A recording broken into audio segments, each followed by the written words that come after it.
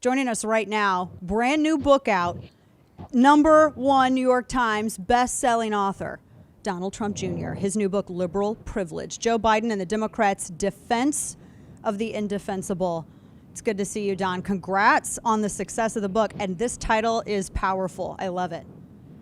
Well, it's true. I mean, again, I'm a guy from New York with a wealthy father.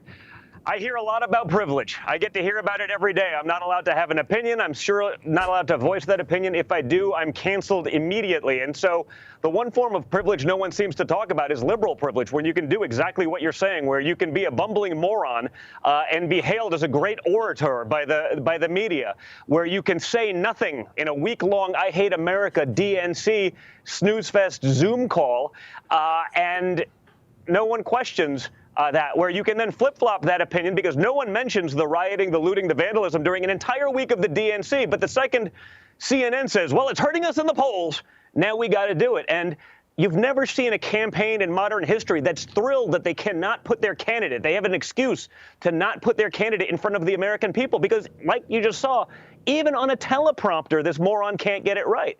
Yeah. It's truly scary, and it's the epitome of liberal privilege. Like, it's Moderate Joe from Scranton, PA, and, he's Moderate Joe, blue-collar guy. It's like, well, he left Scranton at 7. He became an elected D.C. official in his 20s. He created NAFTA, TPP, permanent status for China and the World Trade Organization. So he's done nothing but destroy the blue-collar Americans' job. He's shipped the American dream abroad. That was the only export of America under the Democrat rule with their stupid trade policies. But he can campaign as a champion of blue-collar workers when he has no record to back that up. But the media will rush in there and do their job being the marketing arm of the DNC for nothing. And so someone had to write the book. I actually had no intention of doing it because I had such a good time with Triggered. Yeah. I sort of figured it may not be too soon, but because of the quarantine, really, because of the lockdown, I couldn't go to work. You couldn't go to church. You couldn't do anything. You could riot and loot. That's fine, Dana. Yeah, that's okay. Rioting and looting is fine. If you open your business, you're going to get arrested. If you go to school, you're going to get in trouble. If you go to church, you're going to get a ticket. Yeah. Now, it's the first time in American history where you can rob a business and not get in trouble. And not be punished and not have accountability. But if you open your business to feed your family, you could lose your license or go thrown in jail. I mean, that's where we are, and that's liberal privilege. And we saw that. We saw, the DNC, the disaster of what that is. I mean, it wasn't a vision of America. And then you saw them criticizing ours for highlighting actual Americans, loggers, lobstermen, civil rights icons that are like, hey, we're just not with this Democrat nonsense anymore. We've seen what it's done for our communities, which is exactly nothing. But again, Joe Biden can run on a record of, I'm going to save race relations. I'm like, hey, Joe, in all fairness, it's not like you weren't VP to the first African-American president. Longer than we've been alive. Why didn't you do it then, Joe? Why didn't you do prison reform? Why didn't you do opportunity zones, First Step Act? Why didn't you do those things? Because, Dana, as you know, they don't want to solve problems. They have no interest in solving problems. They want to campaign on problems. Yeah. Tell you for decades. Like I said, Joe Biden's had 50 years to finally do it. And what has he done? Nothing. Nothing. They need You the literally problems. cannot name a Joe Biden accomplishment. And that's impressive in 50 years. Like you'd think, even a monkey guessing at random would have a win or two.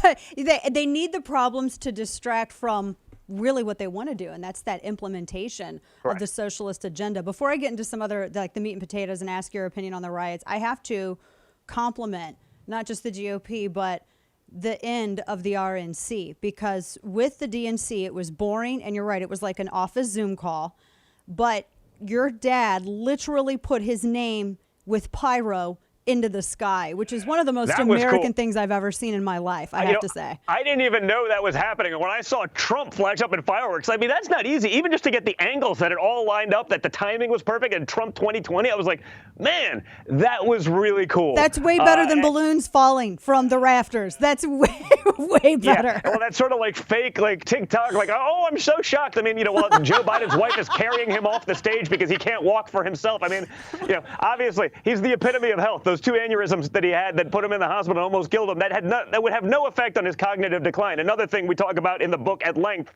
that the media won't touch. They don't have a problem diagnosing Donald Trump anytime they think he mispronounces a complicated name. But Joe Biden, when the guy can't remember where he is, Or You can't see even the read off a stammering on these prompter. things where he's reading a teleprompter and he can't get it right. He forgets where he's going. Remember during the debates, Dana, this was the most telling because there's literally not a politician in history who's ever given back time during their debates. Every time Joe would answer a question, he'd ramble on for half a minute and then, well, I don't want to take up any more time. I was like, no, Joe, I'd like you to actually finish your point or finish the even point. start making one Do you think that before there's you give going- it back. But he forgot where he was going. Yeah. It would be sad, Dana. It would be truly sad if it wasn't so scary that this guy could be in charge of America. Or But we know he's Kamala not going to be in Harris. charge. We know he's just a vessel for the far left, for the radicals. The media always wanted Kamala anyway. Now they get it because Joe's not going to stand up to her. Right. You got the Bernie Sanders Joint Unity Platform. You got Beto O'Rourke as his, gun czar. That's not a moderate platform, even though the media is telling you that. You can't have the most liberal senator as your VP. Right. You can't have Beto, hell yeah, I'll take your AR-15 O'Rourke as your gun czar. You can't have the Bernie Sanders Joint Unity Platform and still be considered a moderate. But the media knows that for the average American in middle America, just trying to put food on their table, they can sell to that person who's consuming a couple minutes of news a day. Yeah. Just moderate Joe from Scranton. He's anything but. He's very dangerous because he's just camouflage for the radical left to get in there, He's to adopted change their our way of platform. life, to attack every aspect of us, especially the Second Amendment, but so many other things. I mean, at this point, they're after free speech because Right. they're not the party of tolerance. Try wearing a MAGA hat in Portland or Chicago or New York City these days. Speaking of which, I know POTUS is heading to Wisconsin. He's going to be going to Kenosha and speaking there, which I think actually is a great idea because if he wasn't going to go there, they would hit him and say that he wasn't going there. But what really got me is that I think for the first time since, and I was going through his timeline, Joe Biden finally apparently just thinks that the riots began, and it began with Portland. And he had the audacity to criticize the president by saying, well, when is he going to condemn the violence? I thought that they said that the riots didn't exist. And then when the president did condemn the riots and offered 1,000,000 times to send in resources, he was attacked by Joe Biden and Kamala Harris, who is on record bailing out and raising money for rioters burning down buildings. Then he's criticized for that. So which is it with these people?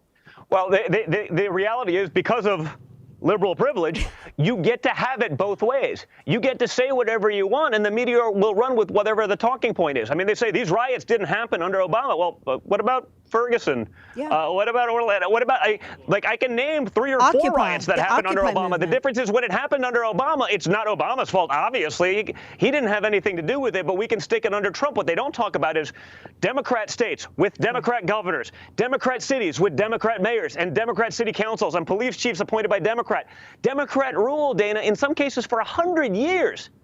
But it's Donald Trump's fault. Yeah. You saw Portland. Well, Donald Trump agitated this by sending in reinforcements because our police agencies have been overrun. I go, well, that's interesting. What about the 5 weeks of straight rioting? 5 weeks straight, every night. They Before work that, in shifts. was that Donald Trump's fault too? Because if you're instigating one thing, how do you have it both ways? Right. Then they try to say, we don't want Donald Trump's help. It's Donald Trump's fault. We don't want his help. You saw that in Wisconsin. We don't want him sending federal agencies to quell this stuff. Now, he does anyway, and it gets done. But they didn't want that. And then 3 days later, they want to blame Donald Trump for the ongoing violence in their cities when they're refusing help from the federal government.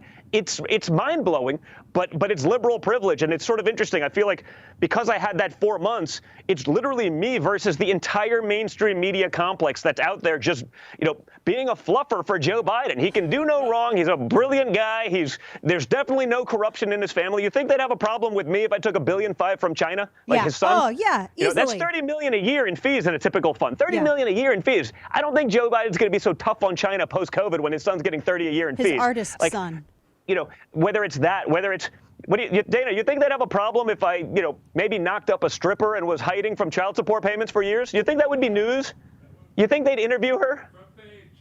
I think it would. That would be above the fold for I the think next that till would November. be fair game.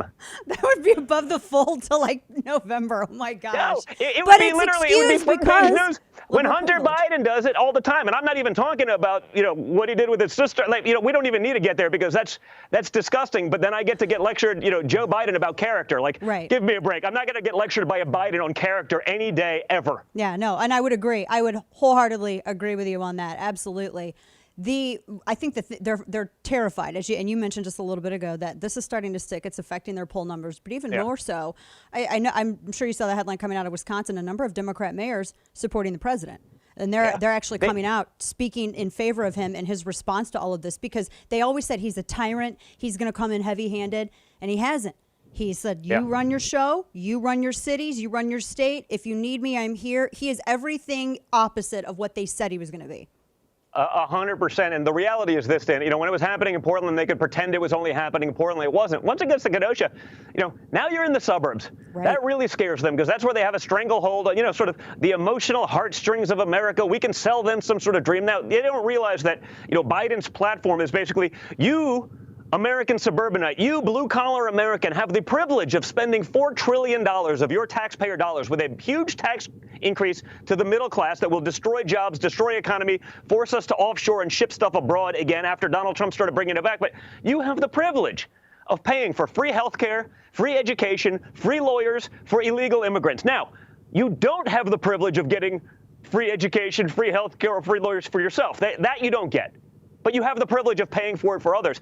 I think reasonable people see, this violence isn't just big cities. It's coming to your backyard. You're seeing the Antifa guys getting bussed in or driving in from all over the country to create havoc. It's coming to your backyard. It's coming to your suburb. There is no place that's immune to this hatred from the left, and it is hatred. They hate every aspect of us, your way of life. Just listen to the video about the Trump supporter that was shot, unarmed Trump supporter that was shot the other day. It's truly scary. He was killed for being a conservative. And if you defend yourself, you're attacked, and you have charges, evidence fabricated against you, like the McCluskeys, the circuit attorney, literally made an inoperable, purposefully inoperable gun operable so that they could substantiate the felony charge against Patricia McCluskey. You're penalized for defending yourself.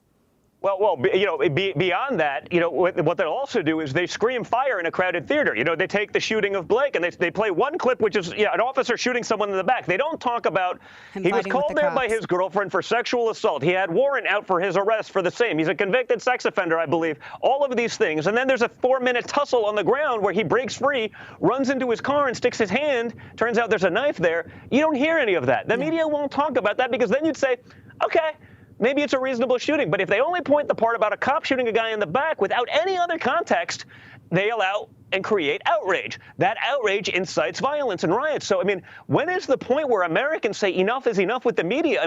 You're not, there's freedom of speech, but there is no, you can't scream fire in a crowded theater every time. They're doing it. They are gaslighting these things, and they are shocked when Americans start seeing through it and saying, okay, I don't want this garbage in my backyard. I think it was a last quick thing, and we're talking with Donald Trump Jr., his book, Liberal Privilege, Joe Biden and the Democrats' Defense of the Indefensible. Great book. You need to get it. I think you all laid it out at the RNC amazingly. Out of everybody, and we could go on forever and even talk about some of the turncoats, I think, in the GOP. Oh, yeah. Out of all the Republican administrations, I've never seen a convention that puts so much emphasis on life issues. I have never seen an administration that as often mentions the Second Amendment as this administration does. And you know that money, life, and guns are my issue. I'm like, then that's. I mean, well, and I think everybody. That's actually my lifestyle too, Dana. There you go. I'm not like a pretend 2A guy. I'm sort of No. You literally, they like to say that I am, but then I have world-class shooters, it. National champions. Be like, yeah, you don't want to play that game with Don. No. You definitely don't. That's where, see, like you and I think we just became best friends right here. Yeah, I think this is how this happens. Exactly. This is awesome. But the most conservative agenda out of I don't know, in my lifetime, any Republican administration, what is there not to like? It's literally a choice between everything that they said that they've stood for this entire time. Every Republican out there, every conservative, you've gotten your wish list. I think it's about ego and pride at this point, honestly. Well, freedom or socialism. And money, Dana. There's more money in being a never Trumper because there's a smaller select group of there. Then that's how they get on MSNBC every night. Yeah, you want the warmongers also. They're getting rich by sending our kids to die abroad while they're sitting on the board of, these companies that are making trillions of dollars a year to manufacture missiles. So, they can't tell you why we're there still in Afghanistan 20 years later, but they're more than happy to send your kids there. So Donald Trump stood for all of those things. And more importantly, and I appreciate you bringing up life and religious liberty, because I could understand, by the way, and I think you're probably a little bit more on the fence in 2016, understandably. I came out for Perry and then Cruz in the primary, but I voted Trump in the general. And I get that because, you see a brash New York guy, like, is he really going to fight for those issues? Is he really, I get the skepticism, but now with I've never been more happy to be record, proven wrong in my ever-loving life. Under more incoming than any human president has ever taken in their life, he's still got it done. I mean, that's as much a reason. So that's why I think people get it. They see results. They see it in their wallets. They see it in their jobs. They see it in their businesses. They see it in their hometowns. Americans are finally living their American dream again. Amen to that. That's happening under Donald Trump. And that could go away very easily with the Bernie Sanders Marxist platform that Joe Biden's being pushed on. And people shouldn't vote it away. We got to get going, though. We'd love to have you back again but as we lead up to November. Donald Trump Jr., Liberal Privilege. Congrats on another great book. And it's good to see you. Keep up the great work. Safe travels.